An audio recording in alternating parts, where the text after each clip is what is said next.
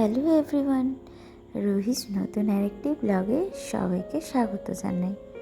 আশা করছি সবাই ভালো আছেন, আমরাও ভালো আছি। আজকে রুহিকে নিয়ে না আমরা একটু বেরিয়েছি বলতে একটু কাজেই যাচ্ছি। রুহির না ফার্স্ট মান্থ থেকেই আমি প্রত্যেক মাসে ফটোশ্যুট করাই আলাদা আলাদা স্টাইলে। এতদিন তো চ্যানেলটা সেইভাবে ওপেন করিনি, সেই জন্য আপনাদের সাথে শেয়ার করা হয়নি, কিন্তু ফটোজ সব আছে। পরে যখন ফটোগুলো আপলোড করব তখন আপনারা দেখতে পাবেন। রুহি এই 4 মাসে পড়লো, তো ওর 4 মান্থের ফটোশ্যুট তো করতে হবে নাকি, সেই কারণেই একটু বেরিয়েছি। সানডে ছাড়া তো আর ওর ফটোশ্যুট করতে পারি না, কারণ ওর পাপা ঘরে থাকে না। সানডে হলে ওর পাপা ঘরে থাকে।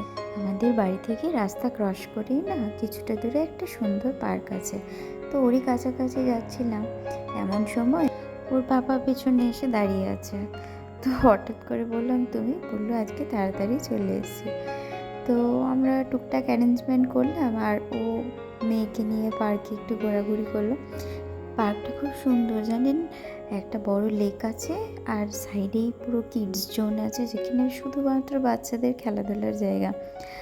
আমরা প্রায়ই ওখানে হাঁটতে যাই। কালকে জানেন একটা খুব স্পেশাল দিন আছে, আবার আমার মেয়ের ফটোশ্যুটও আছে। তো আজকে রাখছি, কাল দেখা হচ্ছে, টাটা।